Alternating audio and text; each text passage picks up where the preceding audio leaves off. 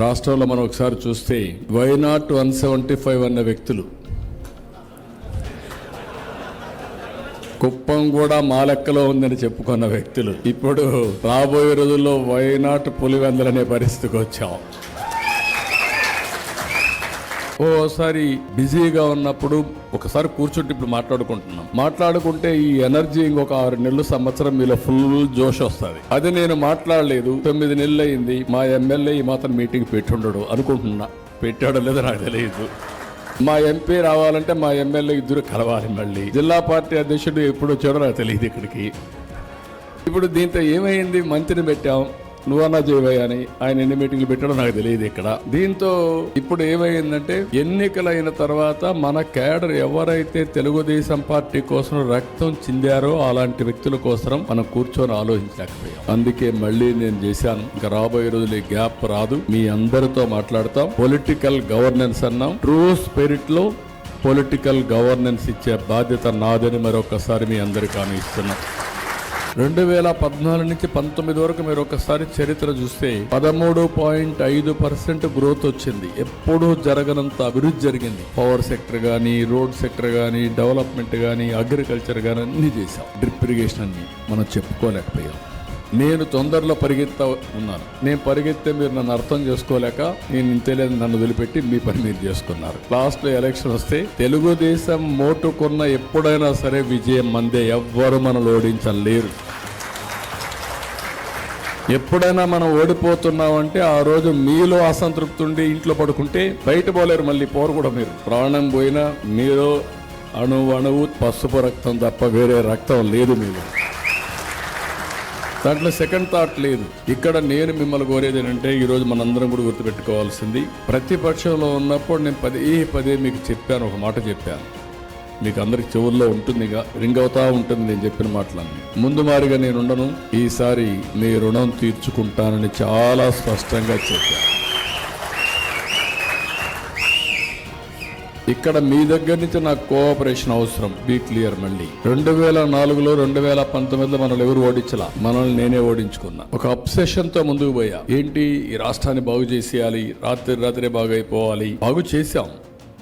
చరిత్ర మీరు చూస్తే 95 నుంచి 94 నుంచి తెలుగుదేశం పార్టీ 2004 వరకు మనం తీసుకున్న నిర్ణయాలు, అప్పుడే ఆర్థిక సంస్కరణలు వచ్చాయి, అప్పుడే ఐటీ విప్లవం వచ్చింది, అప్పుడే లేటెస్ట్ టెక్నాలజీస్ వచ్చాయి. అందులో భాగమే థామస్ కూడా, నేను బయోటెక్నాలజీ మాట్లాడితే ఆయన బయోటెక్నాలజీ తిరుపతిలో కోర్సులు పెడితే అక్కడ పోయి చదువుకొని ఎంబ్రియో టెక్నాలజీలో స్పెషలైజ్ చేసే పరిస్థితికి వచ్చాడు. అట్లా చాలా మంది బాగుపడ్డారు.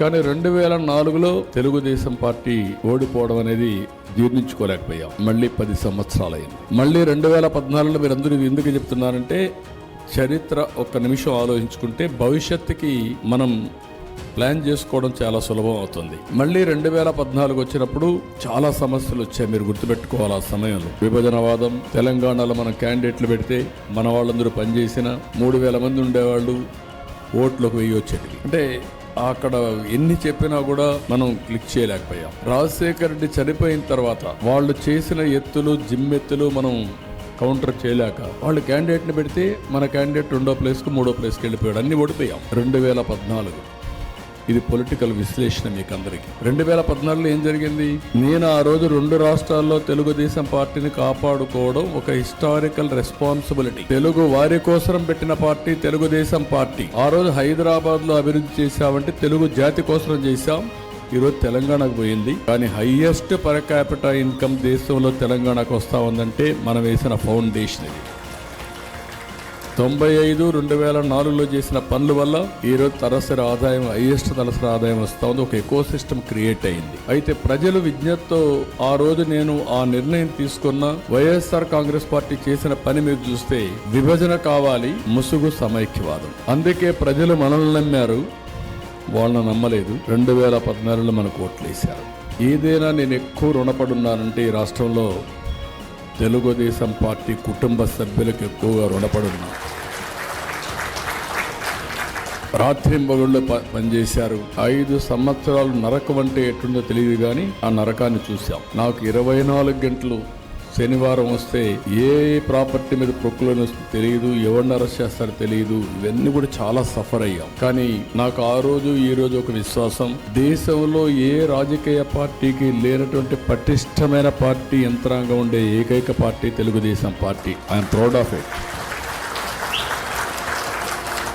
ఇది ఒక వారసత్వంగా మనకు వస్తూ ఉంది. ఎన్నో ఇబ్బందులు వచ్చాయి, ఎన్నో సమస్యలు వచ్చాయి. ఎక్కడికక్కడ సమస్యల్ని అవకాశాలుగా మార్చుకున్నాం, నేను కానీ మీరు కానీ అందరం కూడా. దానివల్ల మనం ఈరోజు విజయ డంకా మోగించగలిగాం.